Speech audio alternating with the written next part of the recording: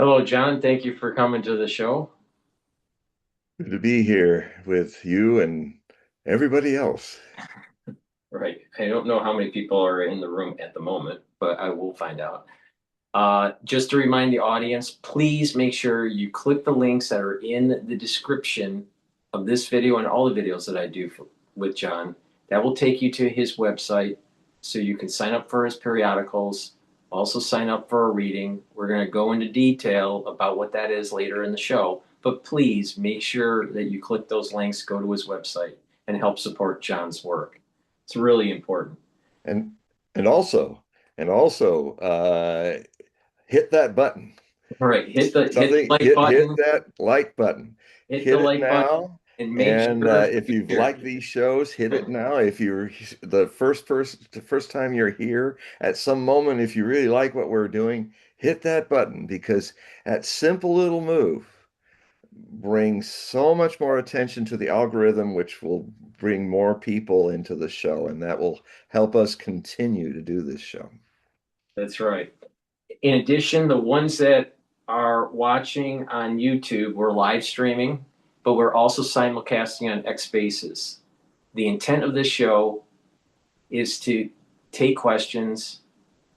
So please ask for the mic when you have questions on X Spaces. If you are watching on YouTube, please type them in the chat and I will read them for you. But thank you for joining. I greatly appreciate it. All Yes, right, thank you, John. everybody. Where do you want to start? Well, let's start with what some of the stuff that we were talking about before we started the show.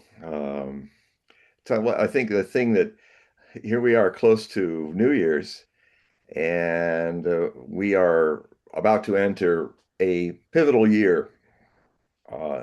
For instance, 2026 is a very pivotal year because it's the first year for the second and more intense half of the Roaring 2020s, something I've been calling the 2020s, starting in the early 1990s when it was so far away that it would be a pivotal year for either the success of human civilization or being hit back a few hundred years or thousand years, or going bravely forward beyond what it is known.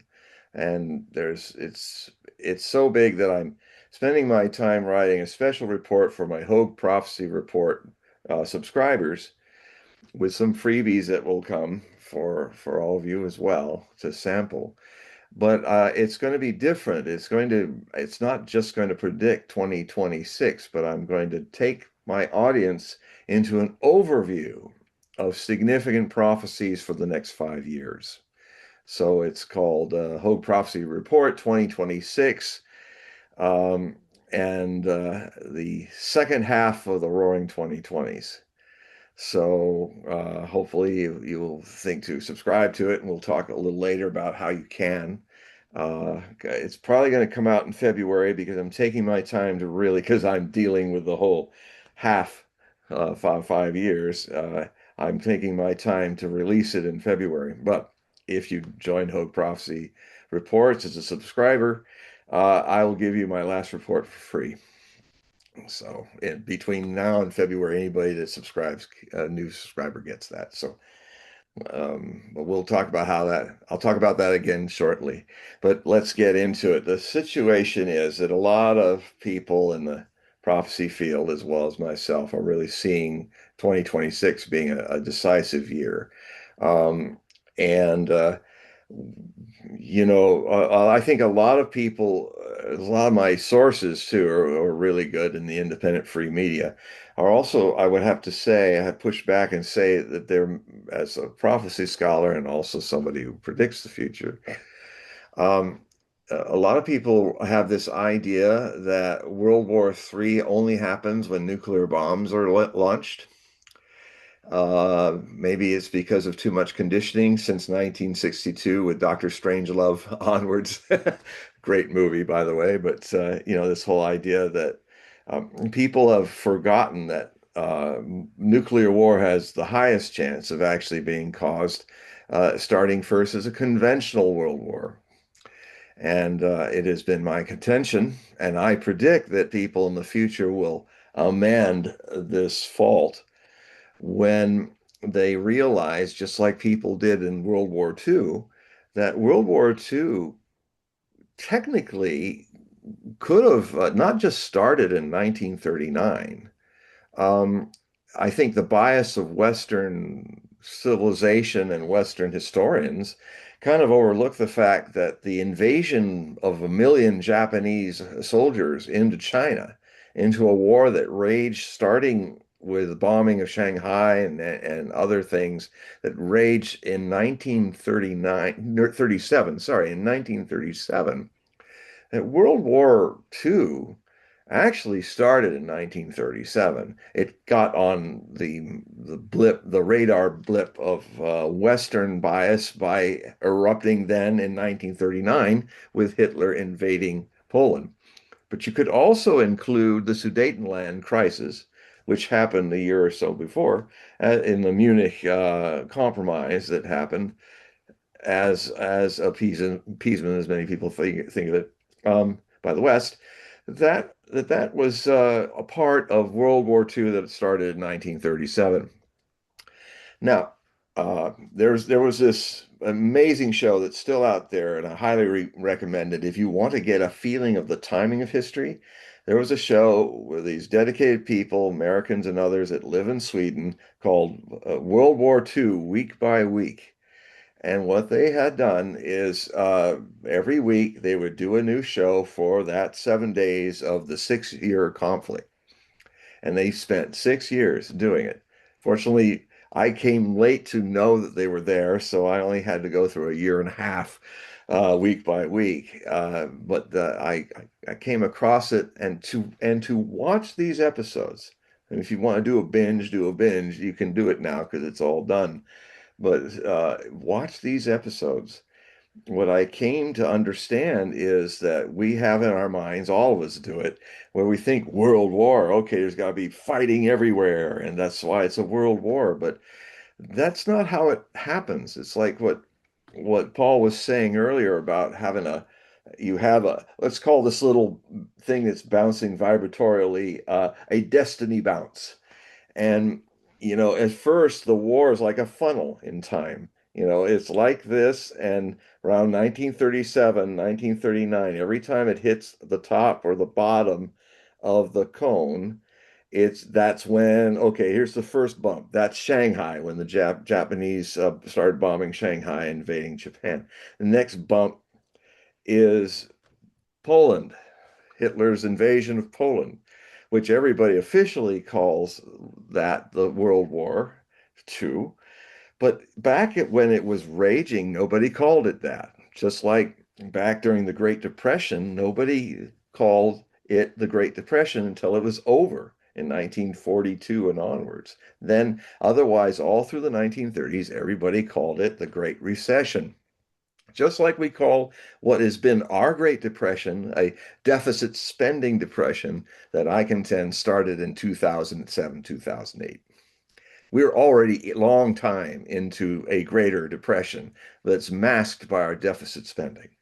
And I predict that someday people will go back and have to say, okay, this is when it started. There's already people that see that, but I think the majority will finally come around. Um, the so I have, looking at prophecy, I have seen that there have been actually now two Cold Wars. The first Cold War started with the Berlin airlift when the Soviet Union tried to cancel all roads of Western supply into Berlin so that it would then be absorbed into the Soviet Union. It was the first big test of strength of Stalin against the Allies. And he kind of thought, since they were all leaving and there wasn't so much of a force there, they could try that. But then they did an airlift, and in an airlift that lasted through from 1948 into 1949. Finally, the Soviets had to pull back and open up the roads to Western Germany and into Eastern Germany to allow the supply to continue. That was the beginning of the Cold War. And that Cold War lasted until 1989. Actually, officially, it was canceled, called over by Gorbachev and President George H.W. Bush, the senior president, not junior, uh, in December of 1989. Now, what's very intriguing is there's a very interesting prophecy in Nostradamus that seems to talk about that. And it's one of those rare quatrain indexing prophecies where the index is a date. Not all of them. Mario Reading tried to make them all that way back in the late 90s. He is among the only four of us in 4.7 centuries that have attempted to translate what has been incorrectly called the complete prophecies of Nostradamus, which is those prophecies that have the two prophetic letters of Nostradamus and about 1184 quatrains of Le Prophète, which was his serialized release of quatrain four-line poems that most of us, if you encounter Nostradamus for the first time, that's where you go. What I'm currently working on right now is something no published, well-known Nostradamian scholar in 4.7 centuries has ever done. I am now finishing my translation of a much larger body of Nostradamus's prophetic works that showed up in his many almanacs that he wrote every year, from 15 published in 1550 to posthumous final publishing of the last one in 1567. And like his verses, which have been more known, his verses in prose, his presages in verse, that is, quatrains that are about 154 of them, that sometimes appear as addendums to the main La Prophétie Mass. He will You notice some interesting things that although a lot of it's about local history or it's sometimes spot on when it makes by month, like in an almanac, 12 months, it does prophecies for each month and the moon cycles and all of that. And these prophecies in prose, not in poetry, much easier to translate, by the way, are will often jump months ahead to things that sound like, oh, we missed that by a few months, or sometimes it jumps up decades. And on a very rare level, and some of his most magnificent verse prophecies are actually in the presages that jump all the way into World War II and 20th century, and then some of them look like they might go even farther. So, he's kind of in that unstuck, Billy Pilgrim unstuck in time mode that happens with prophecy. But I thought, wouldn't it be interesting to see if somebody actually translated them? Because not even the French translate them or try to figure them out. They're usually just collected.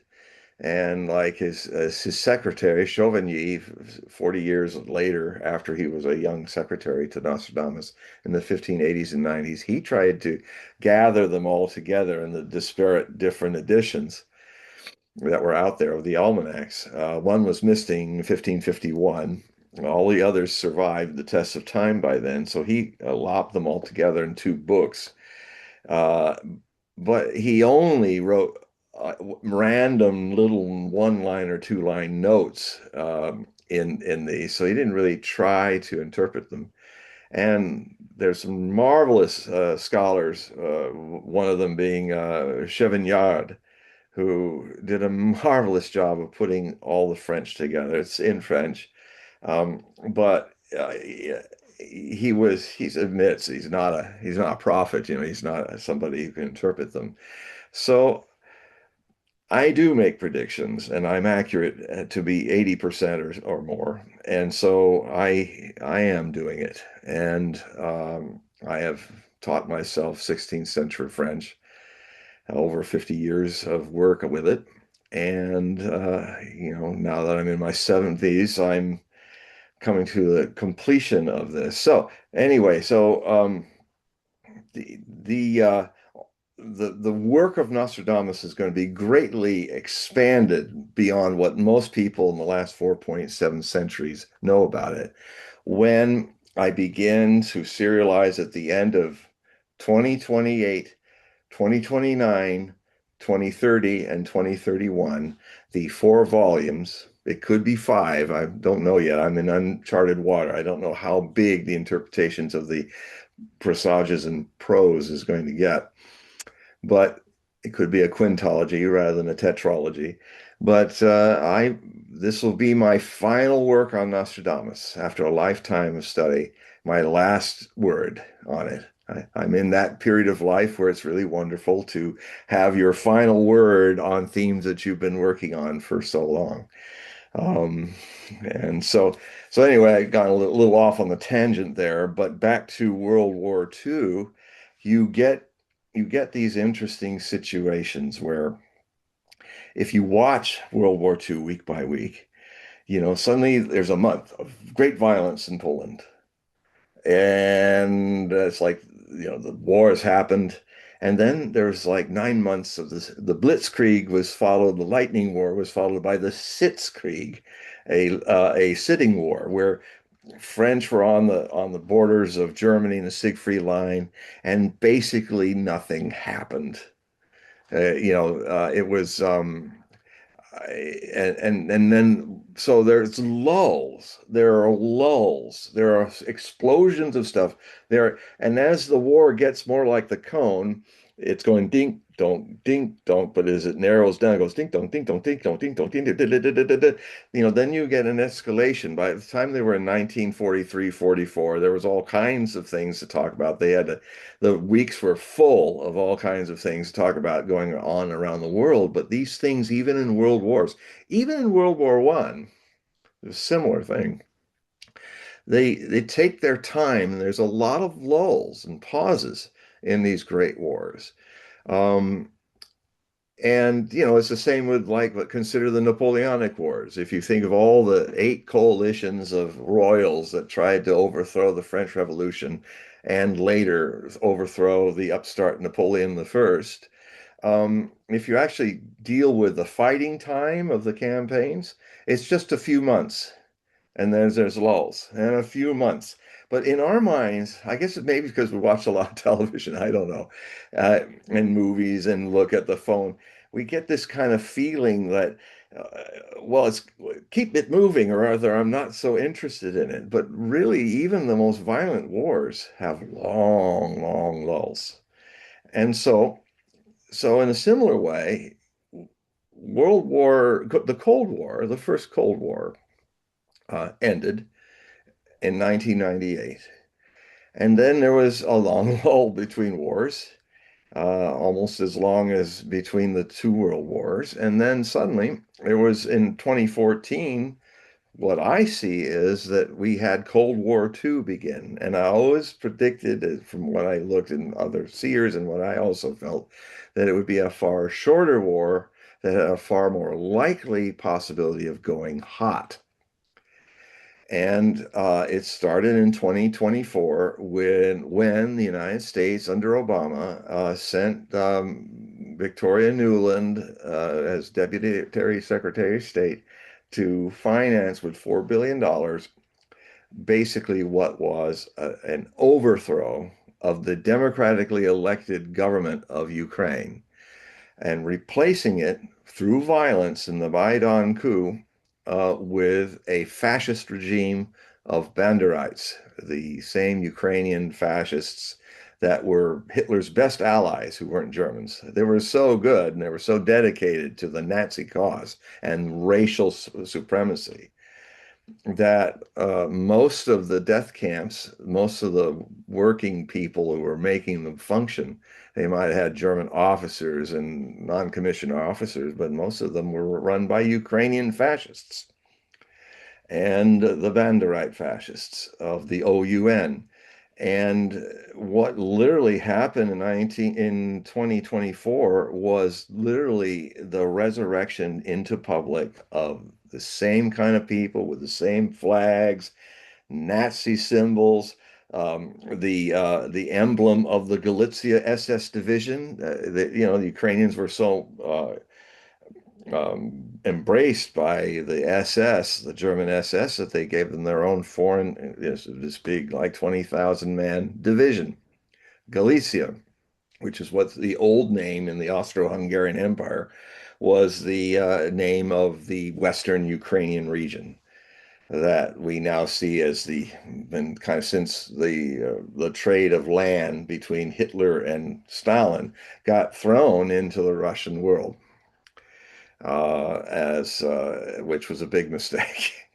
So anyway, because it doesn't belong to the Russian world. But and what also happened in Ukraine is a whole lot of states were then by Lenin and then Khrushchev were also, which were Russian, were always Russian oblasts, provinces for hundreds of years, were suddenly told, oh, you're in Ukraine now and you're Ukrainians.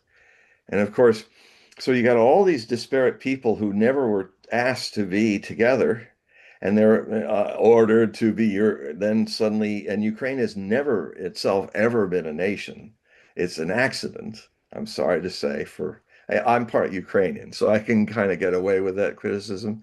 I'm Ukrainian, Jewish Ukrainian as well as Russian and White Russian and a lot of Scandinavian Viking connections that they all have. It's all in my bloodstream. So, I mean, Hogue is a French, Norwegian, Viking, Norman name for Normandy, so it's one of the Norman names, La Hogue, my clan of Vikings. And so um, it it is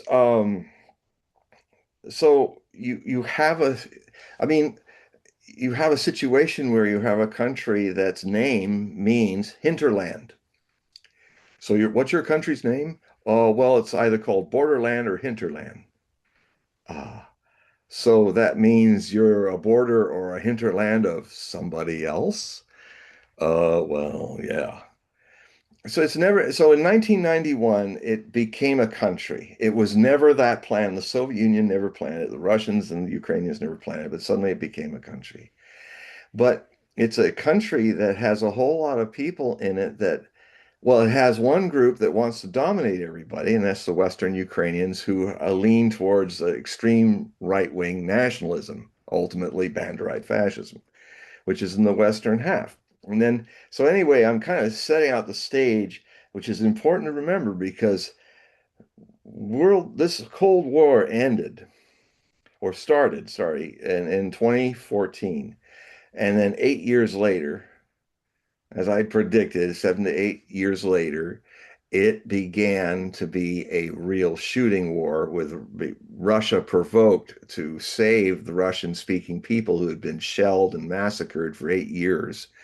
I watched it all, and because the people that America put into power, which were fascists and changed all the rules, started to say the first thing they said is you can't speak Russian anymore. All Russian signs are abolished. They were basically not, this is form of genocide. This is where you try to erase people, just like when you blow up Palestinian churches in Gaza, Palestinian mosques, Palestinian universities that can train and teach the next generation of Palestinians, and then you go murder all the people. Well, that was going on in the 8 years between 2014 and 2022 in the Eastern Ukrainian, mostly Russian-speaking oblasts, which historically had never had any connection with Ukraine, forced by dictators to live with each other, not by choice. And name me any country that's successful that doesn't have the people involved in that country, like the United States, 13 colonies, very disparate, different colonies, some slaves, some not, but they all agreed to make a try together to make a country. This situation is unique in the world. These people never were asked. They never even wanted. They suddenly all are together. I mean, I feel for the Western Ukrainians as well, who don't want to be with the Russians and vice versa, or all the Poles that are actually in Lvov, in eastern Ukraine. That the capital of that eastern Ukrainian area is actually the capital of that oblast is majority Polish. So and the Ukrainian Nazis during World War II in a series of massacres in 1943 killed hundreds of thousands of Polish civilians. and then turned on hundreds of thousands of Russian civilians. And so this is not a good formula for a good future. It takes no Nostradamus to predict that Ukraine, in the way it's been set up, has no future. And it has been, I spent a little time on this because this is where the Cold War ended. The second Cold War ended in 2022 in February, late February, and a shooting World War III began its conventional phase. We've been in World War III since February 2022, so I contend.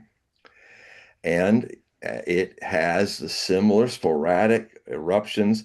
Call it Shanghai was in 37. There's been attempts to make Taiwan erupt almost a few times, a little bit of saber rattling over there, and then it goes quiet for a while. You have the main center, you might call it the the Polish conflict of 1939 in the East, in Eastern Europe and Russia is the big fighting war, the biggest war, this big theater of war since the Second World War is conventional, being fought. Millions have died, mostly Ukrainians, unfortunately.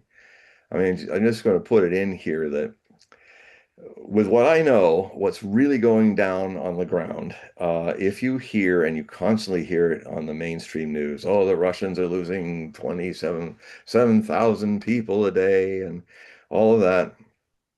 If they're losing that many people, why is the Ukrainian line breaking up? Why has Prokop's fallen with 10,500 Ukrainians trapped if the Russians are losing so many? And why is it that these retard leaders of Europe and NATO keep telling us how Russia is this great threat that's going to come for them next, when in the same day they'll be saying the Russian army is about to break and buckle because it's losing in human meat waves, charging over piles of their own dead? The Ukrainians.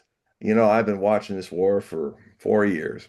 I watch all sides of it, and I'm always looking for those piles of dead Russians that the Ukrainian guys are talking about. I can't find them, but I can find reports by anti-Putin Russian groups that have located, I think they're Maradona or something. I can't remember the name, but they have a rarity in the Western press and investigative reporting. They really wanted to find out how many Russians are dead, and they're not very happy about what they found because they're one of the few Western centric groups of people that have actually used a classic investigative reporting rather than make narratives and propaganda about what's going on, like the goat of Kiev, or the ghost of Kiev that shot down 30 jets, and then they had a goat somehow that managed to shoot down a jet. And come on, folks. That was early in the war. Um, what these people did, Media Zona, that's their name, is that they're based in Latvia, but they have agents, all well, not agents, but investigators, Russians that don't like the regime, all over Russia, looking and using records and computer records to target every notice of any soldier who's getting a funeral. And they have done really great work trying to find all of that, and then make estimates of what might be missing. People are still missing or not recovered or not. And long story short, the shocking reality, which has got them very frustrated, because they want the meat waves and millions. They want to have so many death certificates for funerals that Russian cemeteries are like these vast fields of Ukrainian flags that can be seen from space since this war started in 2022, because there are so many Ukrainian dead that it's really tragic. But the possible number of Russian soldiers killed in action is probably somewhere around 120 to 180,000. Now that's not a small number. Vietnam, after 10 years of it, we lost 57,000. This thing's only been going on for 4 years, and there's 180,000 dead Russians. But unfortunately, there are around there are a million dead Ukrainians and a further million wounded and crippled Ukrainian soldiers that cannot go back to the front. So, and then there's a lot of people missing, and it's very difficult to find out how many of these Ukrainians are really missing, or that the officer corps above major to the generals is pilfering through the funds that are supposed to be sent to their wives, their widows, their families to help them live without the loss of a son, a father. Uh, they're pocketing it and saying they're missing. And they can do that if they have to actually, they hate it when the Russians and some soulful Ukrainians are trying through Belarus to get the recovered bodies of the dead Ukrainians and Russians passed over the border so that they are identified and they can have a proper burial. They hate it to death, these generals, because that means they have to officially mark all those guys, thousands, a few dozen Russians, several thousand Ukrainians. That's usually the trade of corpses and bags and body bags and refrigerators is like that. So that's giving you an indication of just how one-sided the destruction of the Ukrainian army is to what is going on now. So anyway, that is so MediaZona tried to stay on track for 3 years, and then finally they started to fudge the numbers so it would look. They were getting so much pressure from the U.S. news and the European news and European leaders. Why don't you make more numbers of dead? We're saying there's meat piles of Russian deads. Why aren't you finding them? Why don't you change the way you do it? So they kind of compromised their own counting, and now they've got it higher. And frankly, this really rare and valuable source of real reporting from the Western side is now no longer useful to me because they're now lying like everybody else is. They finally were pressured to lie and start telling lies. So the total death toll and wounded in action that cannot go back into the front is probably will be around a quarter million Russians, 250,000 total dead and wounded. But Ukraine is 10 times more. But anyway, that's it's I have a certain thread that I want to talk about, and we're still on that thread, but I just feel that I contend that you all are so starved, maybe not even knowing how starved you are, of misinformation, of and you know it's a very important thing, especially with this third world war, I just try as few as I can reach or many as I can reach. I just try to help at least make you consider that maybe you're being lied to a level that transcends what happened to the German people under Goebbels.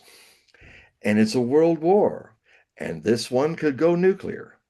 And a lot of my prophetic work about prophecies of world war, which I did in a book, A New Cold War, which I wrote just when this new Cold War started in 2014, I laid out Nostradamus, Edgar Cayce, a whole, strangely enough, a lot of German from medieval times to the present, well, to the early 20th century, we're seeing three world wars. And so I'd start with the first two, how they predicted it, and quite remarkably and in the clear. And then I talked about the Third World War and one of the most important dangers, and I see it alive and well, threatening all of our futures, is that misinformation the weapon of misinformation, the misuse of all this revolution of communication to actually not enlighten you, but put you in complete darkness with your eyes wide shut to a conventional war that could suddenly become, in one moment, coming at you and over in 20, that phase of World War III might only last 72 minutes, and your civilization is gone. You are gone, and if you're not gone, you will envy the dead. That's the nightmare potential that compels me sometimes, and I know bothers some people, to take these tangents where I go deep onto the same themes again, because these themes, what's going on in Ukraine, your life is at stake. Your life is at stake. And as Sornberger said, and he was this Bavarian cowherd in the 1700s, late 1700s, who said, with open eyes will the people of the world walk into the catastrophe of the Third World War. Your eyes are open. You're looking at your phones with eyes open. You're looking at your TVs. You're looking at your iPads. You're looking at all the more modern and wonderful stuff, which I look at too. But your eyes are open mostly on shut down lies, propaganda. And now it's, as always happens with wars of narrative, the narrative is being overtaken by reality. And the danger is that even the leaders of the world who are fighting this war against Russia, who actually created the situation by advancing for 30 years NATO up to the Russian borders, putting bases there, aiming missiles there. And then in 2008, they wanted to, well, let's bring Ukraine in. And the Russians started saying, says, that's our red line. If Ukraine becomes part of NATO, you will then have your missiles moved up to the soft underbelly of the historical Russia, where all of your Western European 800 years worth of invasions have come to try to destroy our people and break up this land. And you will be having your nukes on the northern Ukrainian border with a 4 minutes or less launch time to take out Moscow. About the same amount of time that the Cuban missiles that the Soviets put there aimed at Washington could do to Washington, D.C. And Kennedy and the United States was ready to go to war in October of 1962, invade Cuba even, to prevent that from happening because it was an existential threat. And most of you probably don't even know how what's been going on with Ukraine since 2008 and is now a full-scale war, and NATO desperately wanting to train the Ukrainians de facto NATO army. And this is with open eyes. One day you're going to wake up and everything's set on fire, and you won't know. You won't even know what killed you before you're flashed out, if you're lucky enough not to be a survivor of this. So that's a nightmare I just put scenario that is potentially looming, and it's looming even more so. We've already sweated through at least 3 Cuban Missile amped up crises since this war started. And 2 of them were in 2024 and 2025. So 2026 is a dangerous year because, as I predicted in 2022 and set down in Hogue Prophecy articles at that time, that the most dangerous part that's going to happen is when the Russians are winning this war, as I said they would, through attrition, and they're winning this war because they also, in a war of attrition, I mean, Ukrainians do, if you lose in modern war, the domination of the air over your head, uh, and this is through air forces and now drones. The Ukrainians actually were way ahead of anybody, including the Russians, with drones. But there's one thing the Russians have had these 800 years of Western invasions through Ukrainian vassals or others, is that they learn from their mistakes, which we do not in the West. We keep trying it again. Only this time, so what is dangerous now is the European leaders are in a panic. They've been shooting up with their own propaganda and getting high on it, and now they're going cold turkey with reality. And now they've squandered all their weapons. Conventional options are dwindling to near zero, meaning that there's only one other option left, and that is, oh, let's talk ourselves in dropping a tactical nuclear weapon on an advancing Russian army. That'll probably end the war. Just one nuke, just like World War II only had two atom bombs thrown at people and it ended the war. I'm going to talk myself into that and ignore all the other consequences or ignore all the other warnings that the Russians have been very clearly giving us. No, no, no, no. I'm going to still, even now, as Russia's winning the war, I'm still going to believe that, oh, the big dumb Russians are trying to pull out uh, chips out of ice boxes and stuff, and that they're big dumb Russians, and they don't have any body armor anymore, and all that, and that's absolute crap, dangerous crap. Because if you believe that shit, and if your leaders are starting to believe their own copium, what are they going to do when it all unravels? Which is going to happen. It is happening already, but attrition wars are slow, and they have successfully are destroying the Ukrainian army, and it's starting to show. So you watch in the next few months, you're going to see there'll be some movement now because there's not enough Ukrainians to hold the line. It's already happening. If you want to see it day by day, watch Military Summary Channel. It's the best of the mappers that do map work every day. It does 2 sessions a day. It's from Dima, who lives in Minsk in White Russia and Belarusia. I think that's where he is, and he's I think the best of them all. He brings it all really together and very accurate. And you will see the map. You will see what really is happening because he doesn't just do it. He does a little link where he says, "Here's the footage. Here's the video. Here's where they geolocated the situation in the battle." And he's very careful not to confirm anything until he really has data. So right now you just think military summary, 2 words. You type it in tomorrow and on YouTube and start watching, and you'll see what's really going on. And I've been watching it for 4 years, and it's very accurate. And things are unraveling. So anyway, so the only way I can see that we are not going to see this World War III that's been happening. It's already 4 years old, and now it's going to enter into its fifth year by February.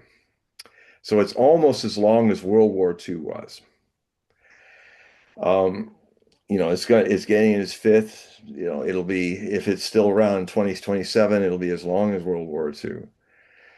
And it has its fronts, Ukraine being the big hot spot, but there's also the potential of Taiwan, which almost comes into flame, but has avoided itself. But there are people planning to go big into Taiwan in 2027, 2028. A lot of the planners of the United States are thinking that. You have also Venezuela as being another possible eruption.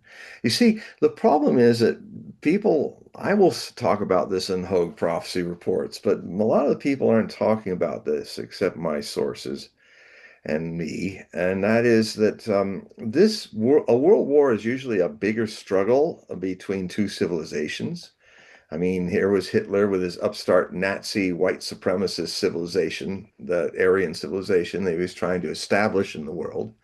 against the world that had a different way of looking at things.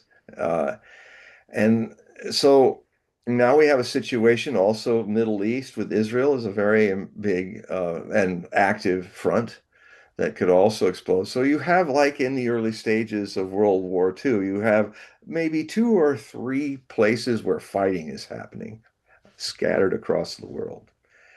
We're doing the same thing.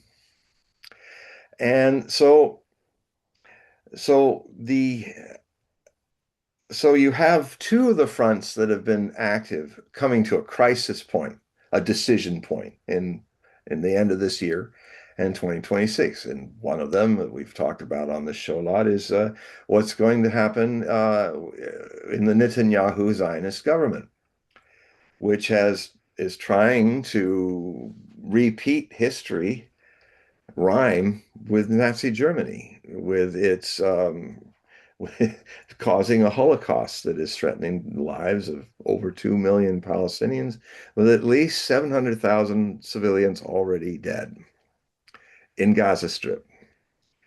And also, a lot of them are not being counted in the West Bank. This is history's rhyming. In this world war, we also have a Holocaust going on. And the other thing too is that Netanyahu, the prime minister, is actually may convince the legal system of Israel to give him a full pardon without him stepping down from office. It's just give him the pardon. And the thing is that the he has performed well in kind of getting this idea that look, this is our last chance to take care of all the business that we have with all the Arabs around us, and create our Eretz Israel and our greater Israeli Reich, and it is. It's so close. It's so close. It's just like what happened in the early years of World War II. The Nazis we're so close. We've almost defeated Russia. We're at the approaches of Moscow. It's so close. It's so close. We're already setting up for the Holocaust of worldwide Jewry, and everything is working our way, and we're always gambling. It's always like we're always offsetting our enemies because we're kind of crazy. We're kind of doing crazy war, crazy offenses. We're breaking all the rules. Problem is, which happened in World War II, after a while, after a few years, your enemy starts to see your pattern if you don't change it. If you just keep doing the same thing again and again, and it's working because, frankly, what you're doing is bat doo-doo crazy. You're acting like a maniac, and more sane people in the world who are fighting you are surprised by what level you will go to win. But there's a problem with that. You keep getting compelled to do more, to gamble more in this insane way of waging war, and the last step is looming is that Netanyahu has worked his life, his adult life, to create an America that is right where he wants it to be, as a um, as a paid off government that is going to do the bidding of little Israel. He knows he can't win this war if he can't pull the United States into something in it. And Iran is the major final step. He's managed to, put Hezbollah in a corner, wipe out Syria as a country, and replace it with a vassal who used to be one of the deputies of ISIS and Al Qaeda. So now Syria is an Al Qaeda state, and so he is tamed the Arabs. He is eradicating the Palestinians. He's got to do that last step because Iran's the last step, and the problem is that Iran, if he hits them, they will devastate Israel. And that will probably pull the United States in. He's actually wanting his own people to be devastated if he can get the United States to go in and do all the heavy lifting, and your sons and daughters for Israel first fight and die in a war that they will also not win. So, and then what happens when you've done that? Then what happens when in the front in Ukraine, the Ukrainians are falling apart and they're running, chased by drones, and it's all unraveling now. The Russians are advancing and they're taking all the Russian speaking states and they're getting right up to the Dnieper River. They're taking Odessa and they're doing all of that, and you can't stop them. And your little picayune European armies um, are so small and so untrained and so moribund that if you send them in, they're just going to be slaughtered. So then what you got left in the quiver? You've got nukes. So so that's some of the things that are looming for us. They've always been there since this thing has happened, but now they're really, it's like they had options before, not to keep it. They had options to keep this thing, the West, keep this war, these wars manageable and conventional. But in 2026, they lose that option. So they have only two options.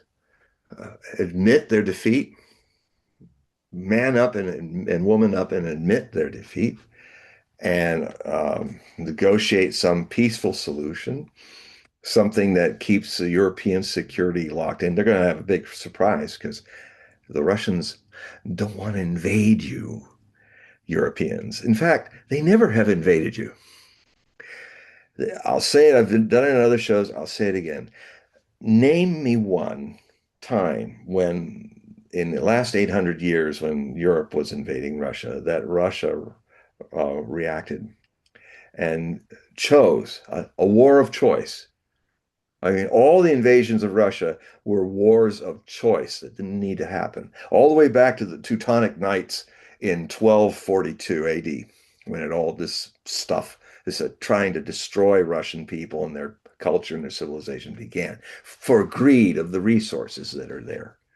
I mean, we have Kaya Kallas, who's the ersatz foreign minister of the European Union. She's openly from little Latvia or Estonia, I guess. She's openly saying, "Well, why can't we break up Russia? There's this little mouse that roared country that she comes from." Says, "Well, why can't we? Why can't we break up Russia and use their resources? They have too many. We need the resources." And it's like this is a statement that's in history for 800 years, over 800 years. So if you look at it, you will not find ever a time when the Russians invaded Europe as a choice to conquer it. Never happened. Now, it is true that when the Russians have come into Europe, they've been invited as allies of European nations to defeat tyranny in Europe, like Napoleon's tyranny. Those coalitions, most of the time, the Russian armies fought and died for Europeans and then went home. So, so this idea, this that I mean, when I saw Mark Rutte, the new retard that is running NATO as general secretary just last week, he's saying the darkness is approaching and it's now here. And if I had been in that place where he was saying, I said, "Yeah, I'm looking at him. It's you. You're wearing a black suit. The darkness is you. You're the darkness coming in to destroy Europe." And Europe. So anyway, this is some of the things that are going to happen. Now, on a positive note, terror, horror, and terror has its good side in an alchemic sense. If stuff that is happening, it's really scary, is happening, it wakes you up. Suddenly, you got to wake up and smell the World War III going nuclear. That means people start to become alert. That one thing that we can take away from this is being scared straight as a human species by what we are about to step into, which is probably something that has happened to many extraterrestrial civilizations beyond our own world, where it's the Fermi paradox. It's where Fermi was one of the people who created the atomic bomb in the Manhattan Project. He actually created the first nuclear reactor for it, a rudimentary reactor in the Manhattan Project. Um, there was even some possibility that he was sharing some of the information with the Soviet Union because he thought one country can't have this power. If there's only one country that has this power, they'll use it to dominate the world. So a lot of the scientists were actually, some of them got caught doing it, were actually informing the Soviet Union what they were doing so that if the Soviet Union then could make a deterrent atomic bomb, then the United States would not do what it was already planning to do. I mean, there was plans. Even Churchill was involved in the post-war situation. They were going to the NATO, rudimentary NATO was going to invade, but they were going to drop atomic bombs across Russia. MacArthur almost used atomic bombs on China to end the Korean War. And at that time, um, they could have it. As you see now, if you see how American hegemonic power has always been latent in there, the only reason why a World War III didn't happen in the late 40s or by 1950, as a lot of seers then were kind of looking and seeing it as a potential, like Andre Lamont, who was a very good Nostradamus scholar, he thought that there would be a war in the East and it would be America against China. And there was actually plans for that. But when Russia lit their own atomic weapon, those plans went out the window. And that's why we're all alive. So, so it must have been an amazing decision of ethics to be building an atomic bomb for the free world, quote unquote. Tell that to all the colonial victims of the free world. Um, in Africa and China and South Vietnam and North Vietnam and all those places, but Cambodia and all that. But anyway, I don't get too deep into that. But the the the the deterrent of both the superpowers having the bombs has actually given us all these years since World War II to now kind of follow our unconsciousness again and walk with our eyes wide shut into a situation which is very quantum high potentials more possible now because the leaders are ignoring their people in Europe.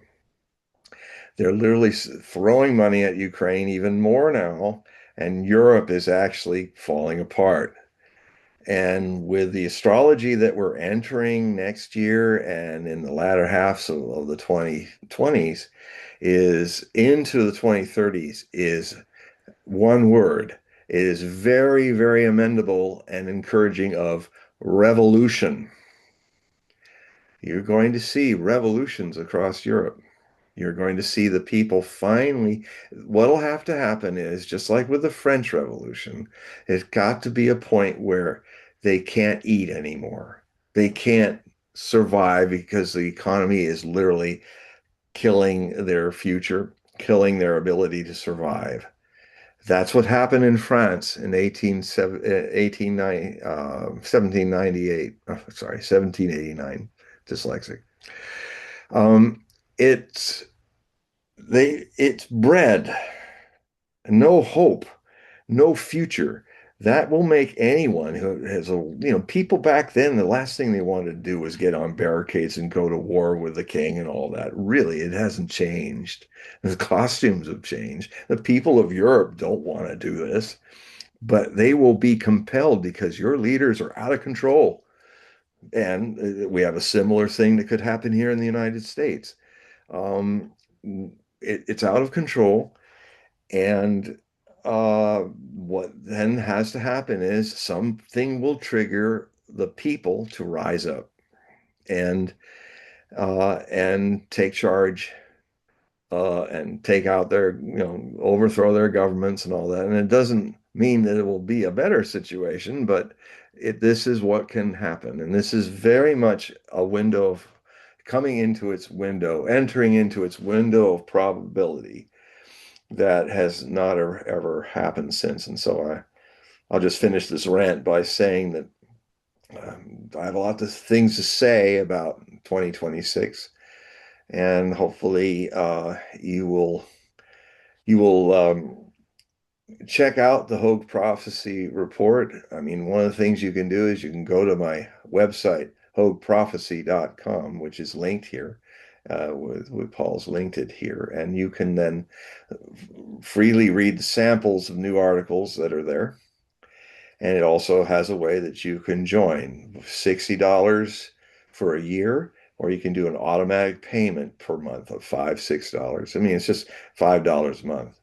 And the most important thing I want to remind you as I finish this is not just to read and see a possible alternative reality, fact-based and with sources. Um, I mean, don't stop. I watch the mainstream news. I used to be on the mainstream news a whole lot. All of you name MS, NBC, CNN, Fox. I've been on Fox debating Sean Hannity. I've been on all the legacy, ancient prophecies. NBC was major shows in the 90s. I have been on CBS. I've been on The View. I've been on Good Morning America, and I've been in London and the BBC, Hong Kong. I've had audiences of 150 million listeners of BBC International Radio. I've had 64 million Russians on one night watching me talk about Edgar Cayce's prophecy about Russia perhaps being the hope of the world. And that was in end of 2017. And in that show, I was saying it's very likely that you're going to be in a fighting war, shooting war very soon. And that could end up being a second Cold War or a World War III. So here we are. Uh, so just what I really want to also share with you is not just what I'm writing, but look at my links of the articles that I've written and discover my sources. They're fascinating and they're accurate, and I've spent decades collecting them. Check them out. And at least you don't have to believe what I'm saying, and you shouldn't. You shouldn't believe. Believers are useless in this situation. Whether you just snap judgment, oh, John Hogue, I believe everything he says. No, no, don't do that. Test what I'm saying. Go to other media outlets where I contend real news is happening, and and then you know just don't be a drone of under other people's control, because that's the recipe for you all and us walking with our eyes wide open into these catastrophes called a turn of World War III into a nuclear war. Anyway, that's all. Do we have? Yeah, Thank you. If you've been waiting to ask your question, sorry for being so long, but it's an important thing. let me just remind the audience, if you want the mic on X Spaces, just ask for it and you can ask your question. For the ones that are in the chat for YouTube, type in your question. So, John, I ran a poll and asked the audience if they thought World War III started, and 60% thought that it did start. So I thought that was interesting. It But is. so there was a question by Core, and it's about Edgar Cayce. Hmm. John, I read Edgar Cayce years ago. He missed California falling into the sea, fortunately. Hmm. Will it still happen? Well, it's interesting, Cora, that you bring that up because Edgar Cayce uh, uh, there was a book that I think is one of the most important books that the ARE group had ever published by Edgar Casey's son, Hugh Lynn, who wrote a lot about his father and been quite a bridge to his father. But there's one book that's very rare. You can hardly find it anywhere. And it's a book that Hugh Lynn Casey wrote about why my father got things wrong. The prophecies that didn't come true, which were so rare but he still found them. And he talked about how Edgar Casey, when he saw that a prediction he made failed, he didn't do what so many people do on these talk shows and all and try to excuse his way out of it.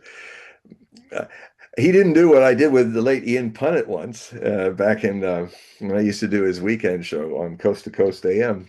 I mean, he cornered me on some certain things I made predictions about that didn't happen. He says, "Well, Mr. Hogue, how do you explain this?" And well, it's simple, Ian. I was wrong. I got it completely wrong. There was this pause, and then he said, "Ladies and gentlemen, this is an important moment in coast to coast history. This must be the first time in all the years of Coast to Coast AM that a guest has admitted he was wrong." And it was an amazing thing because that went out all over North America and every Caribbean stuff. And it was interesting what happened. If you show your humanity, all these people, I won't name names, but I've been in this business a long time. I've been doing these shows since 1987 to all kinds of different media around the world. And, there's a whole lot of people with their hair on fire all the time. And it's just like you will actually gain a lot more following and interest if you admit your mistakes. It's like you can't be always right. And what kind of insecurity is it that you can't be wrong sometimes? It's just like, what's that about? Um, and that kind of tension will not make you a very good seer. Seers get it wrong. In fact, a lot of seers are trying to get it wrong. Nostradamus was trying to get a lot of things wrong. Unfortunately, he's not been listened to well. But with that said, um, so Edgar Casey used to say to Hugh Lynn, he said, "God, what did I do wrong? How did I, how did I get in the way? I got to look at that." His immediate reaction was not to be defensive. It was a egoless reaction, total heart reaction. And he's saying, "Yeah, well, I wonder if I can do something to better myself and not make mistakes like that." Of course, I would have said to him, says, "Is it really a mistake? Maybe it's not a mistake. Prophecy is the possible. It only becomes probable and true when we do things to bring it out of that vast ocean of potential to the surface." And so, but still, it's still factually wrong. Thank God, some of it. I like to be wrong about everything I just talked about in the last hour. Completely wrong. Mea culpa. And I'll be a happy clam for the rest of my life. So, um, so, will it come again? Well, first off, let's look at the backstory about the axis shift prophecies of Edgar Cayce, these earth changes prophecies. Um, Edgar Cayce wrote that there would be two waves if the earth was going to shift on its axis. The first wave he dated very accurately. It was around 1958 to 1960. He dated and named all kinds of things in seismic activity, Mount Etna erupting big time, the super quake in Chile, all of that. He's one of those rare guys who name dates, name details. It was very objective. It wasn't a lot of hairy-fairy stuff that could be interpreted any which way you want. Um, and so that the first wave of that was kind of the prelude, it happened. He was then expecting that the next wave, well, he actually already dead. He was already dead since 1945. These things happened in the late 50s. So, but he had also said before he died that the next wave would happen that would really bring on a potential axis shift was in 1998. Nothing happened. Nothing happened that he predicted about that. All the stuff that was going to bring the Pacific Ocean into Nebraska and with a complete collapse of all the mountainous states and all that, none of that happened. And I'm sure if his spirit was somewhere, he'd be scratching his head and said, "Wow, I really got that wrong. I'm sorry, everybody. I'll try to do better." So um I mean, there's always a chance because, that it could happen, that California and all that could sink in the ocean. I mean, I don't think it will, but I can't rule out the outside chance because I've seen too many times that, well, I mean, it's sometimes it often happens. Casey was really good at predicting dates, which is very rare. I mean, before the war even started, he was seeing World War II happening, and people would ask him in the late 30s, when do you think the America will get into the war? And he said 1941. And then when it was raging, people were asking him in his trance readings, when do you think this war will end? Our sons and daughters will come home. Said maybe 1944, but for sure in 1945. I think that was around when it was just starting, 41, 42, just after Pearl Harbor. And there's many I cite in my books, like the Millennium Book of Prophecy and other books. I cite these because it's very, very rare for somebody to get. It takes so many mechanical acts of chance to make a date come true. It's very hard, almost impossible. But Edgar Casey did it a lot. But he was also aware of free will and change. And so I don't think that the axis shift that he was talking about, or when people start getting all excited like they did in the 90s about when the poles are always moving. Well, the electromagnetic pole of the planet. I've seen maps that they've charted out for thousands, millions of years, showing how this road map all across the top of the northern hemisphere near the polar region, where magnetic north has moved and moved long, 30 degrees, 20 degrees. When that if that flips, you won't even know it. It'll just do what the poles will do. It'll positive, will go woo, negative, positive, positive, negative, and it probably won't even make a swan fart. You know? So, there's that side of it. So no, Cora, I don't think it's going to happen. I think something changed. The only thing that we can say did happen was, and it may not have even, he might have been wrong in saying it's a way, but that cluster of seismic and tsunami and stuff activity, he almost got that 100% back from 1958 through 1960. But all the other Earth changes never happened. Well, maybe we did something right and avoided it.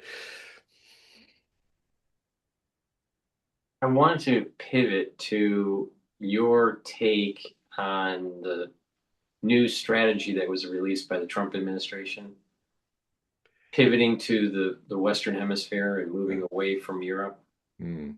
And I'm noticing also think tanks like CSIS or maybe even the Hoover Institute, questioning the strategy. Should we be decoupling from Europe? Should we be focused on this new Monroe Doctrine? Mm. So what's your take on that? Well, yeah, the backstory is something we were talking about before the show. This new paper, the strategic view, it comes out every year. Where basically the theme of what are our security issues in the world is put out there. And I'm actually got a copy of it. I downloaded a copy of it as soon as it came out. I'm studying it. It's going to end up being dealt with word by word in detail in my February release because it it's momentous in really shifting it, kind of admitting and embracing the reality that the United States can no longer be a unipolar power. That it's over. It's already over. It's been over a while. And so, it's a good 30-year run. It's all done. And um, and how, pulling away from Europe, that this is a shift that's happening. I mean, NATO and the post-World War II world is ending. It is ending rapidly. And we're kind of coming into what will hopefully be a new way of looking at the world.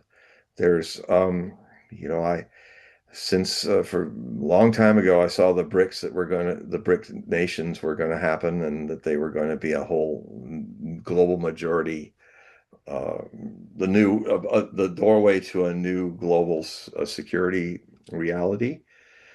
Um, the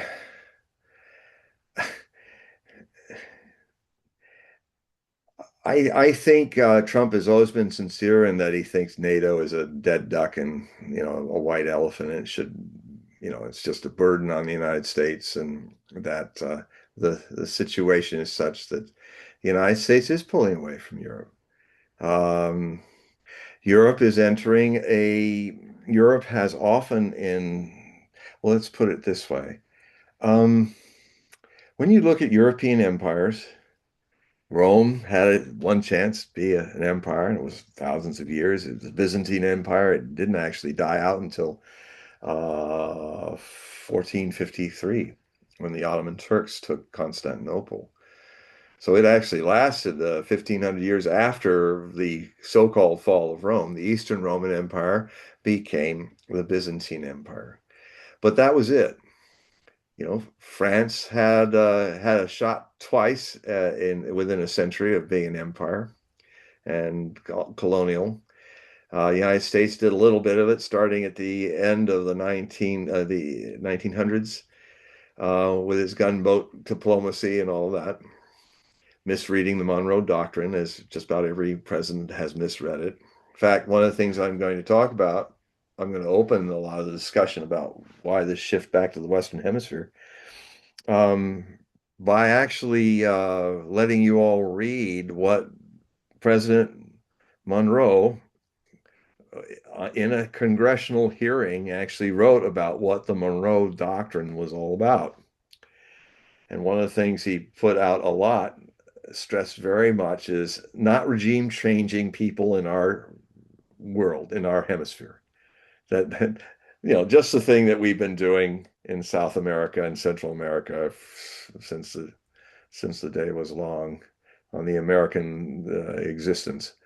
Um, that's not what the Monroe Doctrine is about. What the Monroe Doctrine is about was not seeing the European colonial powers try to come into the Western Hemisphere and dominate them, like they did Africa, like they did Asia. Um, that's one aspect of it. But the other thing too is the Monroe Doctrine is how many centuries now is how many? It's almost 200 years of Monroe Doctrine. It's a different world. And the thing that's happening that's kind of going to put a monkey wrench in all this idea. I mean, this idea that the Monroe Doctrine has given us in the Western Hemisphere the right to dictate, like dictators, to the rest of the Western Hemisphere. It's literally, you know, as I guess it was Colombian. I don't remember. Let's see. The conductor that currently runs the Los Angeles Philharmonic is one of my favorite conductors. I forget his name at the moment, but he's from Venezuela, and he's one of the most noted conductors. He actually has been very much involved in training a certain method that they have in Venezuela that actually turns kids into very talented symphonic players.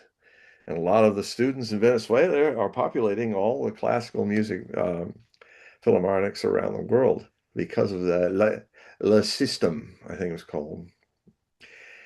And And so when he was being called a Venezuelan and stuff like this, he would just pleasantly remind people, said, you know, I'm an American too. I'm just as American as you are. I'm just a Southern American. But, you know, our hemisphere is Amerigo Vespucci decided to call our entire new world to the Europeans. It's not any newer than any other part of the world, but and the native people that came from Asia have been here 14 to 32,000 years. So it's got a lot of old history, just a little different. And so he was just saying, look, um, I am an American del Sud. You are an American del Norte. Mexico and Costa Rica is Amerigo del Centrale, you know, but I think what would be a better thing is if we just accept that all of the Western Hemisphere is American with different independently sovereign uh, versions of that. North America is America being one of them, Canada being another, Costa Rica, Venezuela, Peru. Um, and uh, so the rude awakening America is going to have is if we're dumb enough, if the Trump administration is dumb enough to attack Venezuela, may very well have to fight the entire continent of South America. You know, there will be so many soldiers going into there from everywhere in South America. Because I tell you, if you're actually looking at how people feel in South America about this, Yankee go home in big lane. He's like, get out of this idea that you have a right to bully us around. And the other thing too is that the world is changing. Hemispheric thought is changing. My master Osho used to say that this whole concept of East and West in the near future was going to shift to North, South. And, you know, America's going to have to deal with one of the great powers of this 21st century that's rising, not just China, but Brazil. And, you know, the what the BRICS is doing is giving respect and a space for people to interact in a world that they want to create, which is not perpetually run by the war business of the United States of America and its proxies, which are keeping the world in chaos just so they can make a buck on death. And the other thing is, this country is also tired of being the global cop. We people want to come home. People want that, yeah, Americans want a nation build. They want a nation build America. And so I think if Venezuela is attacked, it will only just more rapidly bring this reality into our lives is America, go home, take care of yourself, stop bothering us, start respecting your own needs, start living by example, not by preaching, because God knows we are not the shining city on the hill. We are the usurpers of other people. We have made our US dollar toxic. We have literally destroyed our own dollar. I say in every show, I said, if you want to get people to use the dollar again around the world, drop all the sanctions. Trump could drop all the sanctions on everybody, which is about a third of the world, and drop all the tariffs, that stuff, you know, this 100% stuff. I mean, I, clearly, I don't think that man's ever read a book. His intelligence is usually very instinctive, and sometimes works in realtor world, but uh, he didn't read that book on McKinley because I don't think he read his own book. yeah. In fact, he didn't even write his own book, even though it's his ideas that were taken down by the author. I've read it. But you know, he's he's I went back and refreshed myself about McKinley's use of tariffs, and it has nothing to do with what he's been doing, what Trump has been doing. It was very selective. It was basically, and it also doesn't have the background to have weight because what McKinley enjoyed, uh, a man who actually fought in the Civil War as a soldier and ended up a general. He was very involved in the Civil War, and he was also very involved in being part of managing politically the industrial explosion that tragedy created, that of industrial power. That by the end of the century, when he was president, it was becoming big enough, the steel industry and other selective industries, to compete with the British Empire and the new burgeoning German Imperial Empire and the French and all of that. But what was happening is that, and I think this is a more soft power version of the Monroe Doctrine, is that Britain and British Empire and the German Empire also make steel, used to, hardly anymore now. But the Krupp steel and the German steel was big, and they wanted to get a piece of the action in America.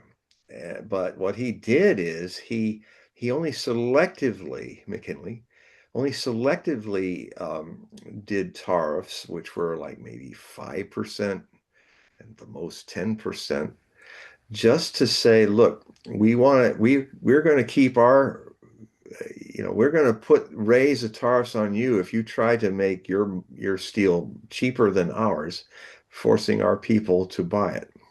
We want to protect our burgeoning steel industry, um, and which was really the backbone of any industrial evolution during the industrial age, especially at that point.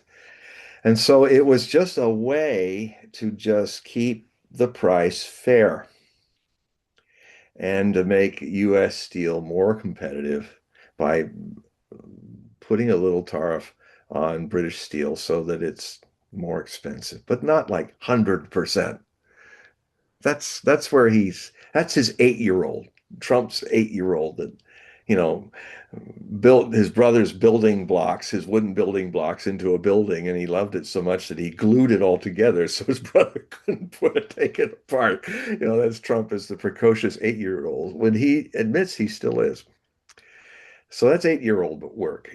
So, it, I was talking to you before in our last show 2 weeks ago about how there's this looming situation is the whole Monroe Doctrine. I'm going to have to write in this new bit of Hogue prophecy reports is we're going to see in 2026 that that's also gone.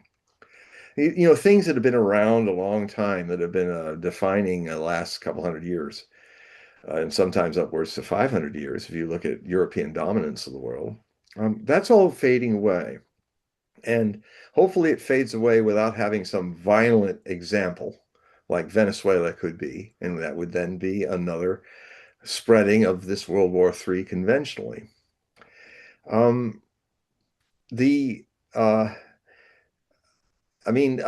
think Alexander Mercouris and some of the other people that I have as sources, I think some of my sources have been saying, um, probably Colonel McGregor, I think he said it, and then some others, that probably if Maduro is going to be taken out by the United States, all this carrier stuff is a bunch of show. You got like 20% of the U.S. Navy out there just off the coast and blowing through billions of dollars a year, just to be there. It's at a full readiness, which is kind of stressful for all those guys, those sailors and guys and gals. But I think often when I read the world and read the world, um, my job is kind of what I do when I do one-on-one readings, which is something also you can see on Hogue Prophecy, where you can get a one-on-one reading with me about the future potentials of your life and how in the eternity of the present to kind of bring them into fruition. Um, I do exactly the same when I read people one-on-one that I do with the world. It's just a little different way I do it. Like people, I say to people, I say, look, my empathic medium thing happens when the world tells me its story. Every day I'm watching it, telling its story in all its different ways. And then I kind of see, okay, my oracular thing says that's going somewhere, but that's going nowhere. If option three is option two is the one that has the most chance, and 80% of the time it's right. So I tell people in the readings first, tell me your story. Talk out what's going on with you, what you feel and all. And then things kind of go boom, boom, boom, boom. And then I can read with cards or astrology and stuff. It clicks into gear. You see, my way of reading the world and reading people is completely passive. I don't do anything. My job is to do nothing. And that might sound easy, but it isn't. It is actually so ordinary easy that you confront all the ways in which you've been trained not to do things easy. But it's so ubiquitous.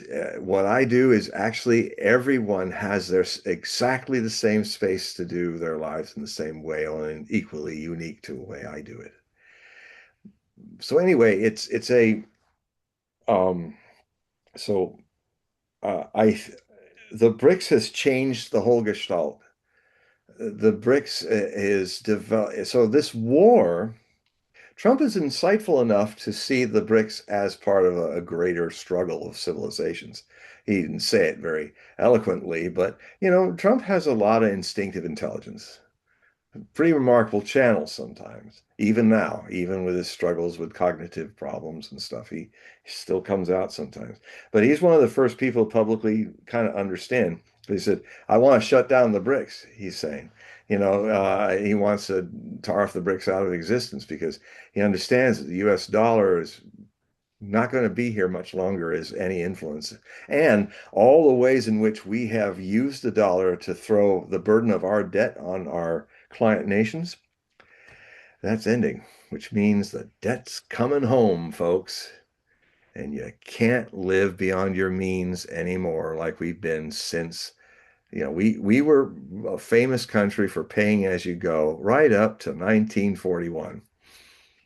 And ever since the Second World War melded into the Cold War, we got two addictions. One's spend your way out of any problem, and two, make war a business, an industry. Not just Americans never did that until World War II was over.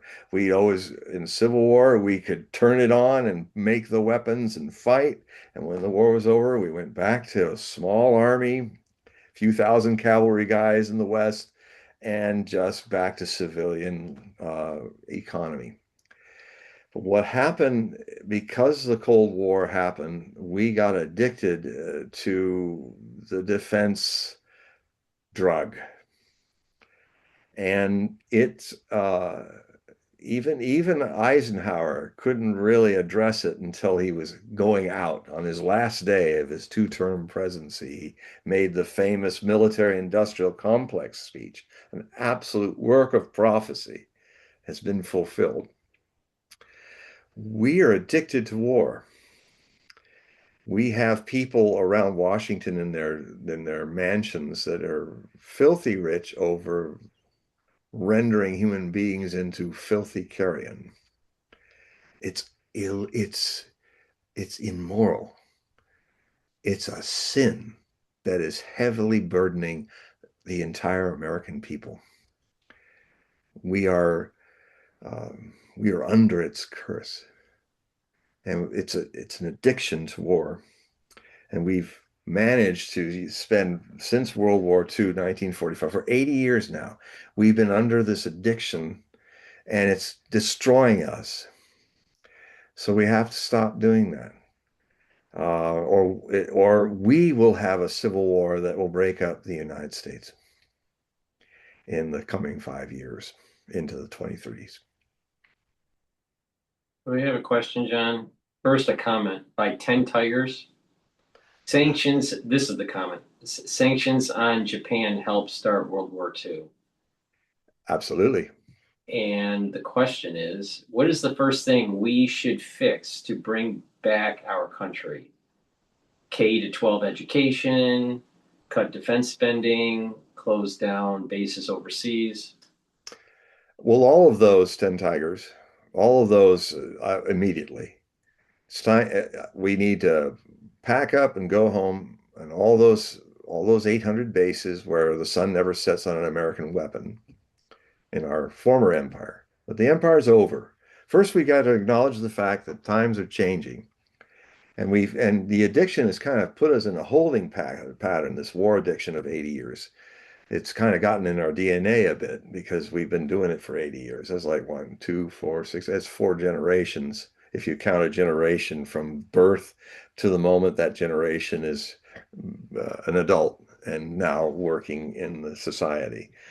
Um, so, um, so yes, we have to we have to scale down our military situation. If we're going to be in the Western Hemisphere, then we don't need 16 aircraft carriers.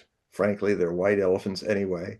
And I hope we're not dumb enough to have to find out how deep the white elephant sinks in the Caribbean, in the Persian Gulf, and lose like 20,000 sailors in one day, from all the ships. I mean, the aircraft carries about 4,500 crew. The older ones are 5,000. If we had gone into now with the three carriers, that's three times 5,000. It's in one day. The Japanese only lost 3,200 sailors and pilots in the Battle of Midway. But if we wanted to repeat a karmic echo of the Battle of Midway with Iran, uh, we could lose 20,000 people in one day and all the ships, and they will never be rebuilt. Do we have to go to the point where we have to see them sinking and in flames from hypersonic missiles that are fired hundreds of miles away? Do we have to see our task forces sunk 800 to 1,000 miles off the coast of Taiwan in the deep Pacific by a wave of hypersonic air launched and land launched um, intercontinental ballistic, well, regional ballistic missiles from China, which they have thousands of. And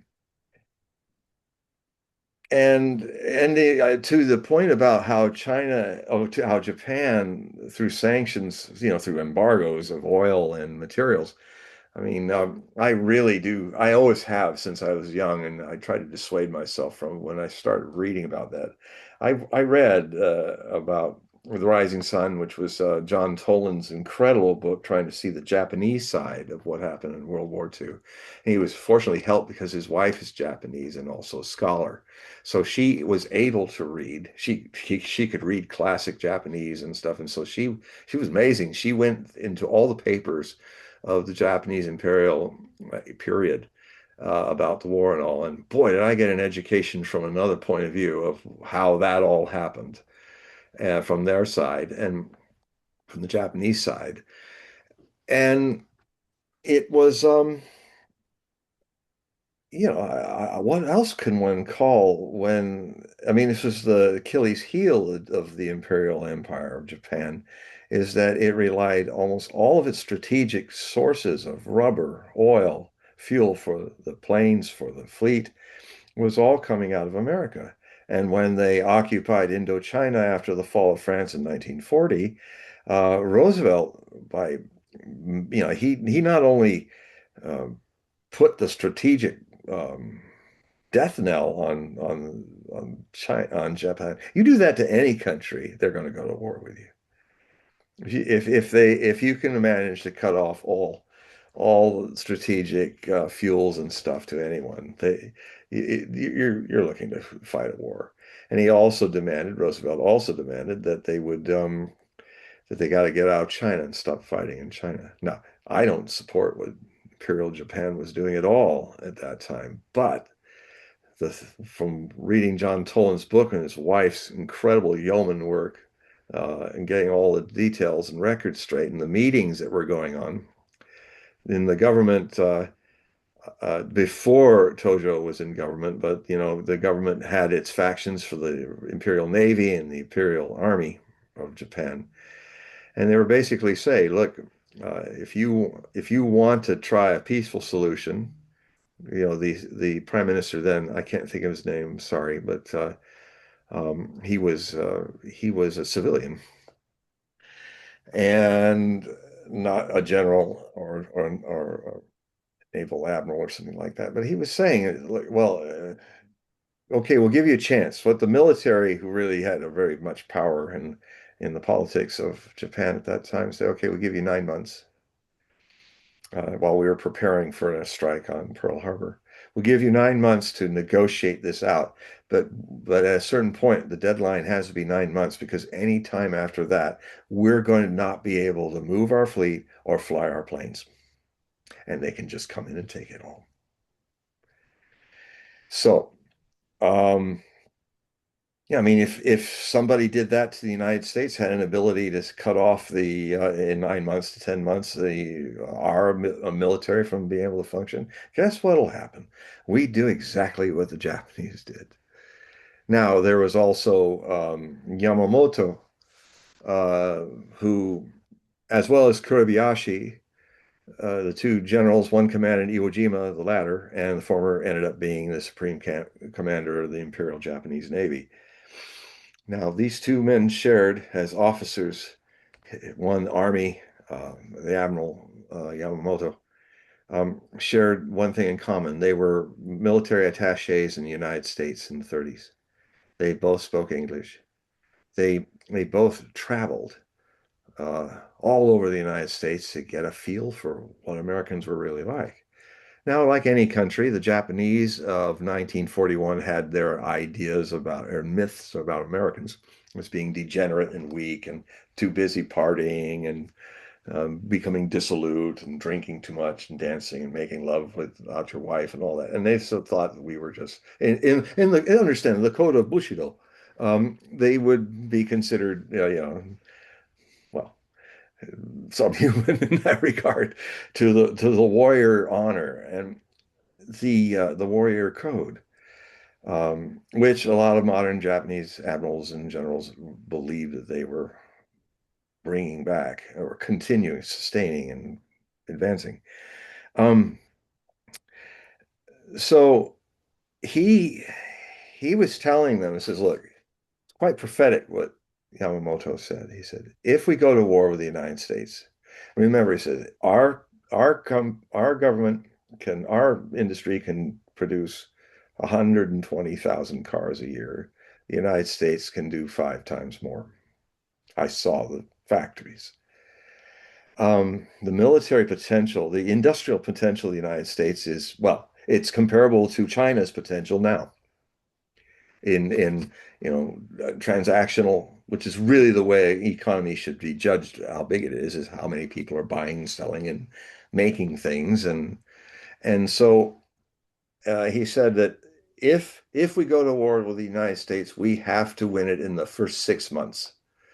We have to take out all their Asian things, all their Asian fortresses and stuff, isolate any Australia, and eventually come back and finish Pearl Harbor because they didn't do it. They didn't even attack the fuel depots. If the third wave had gone in and taken out the fuel depots, the United States fleet, not just its carriers that survived, they would all be still in the water for 6 months.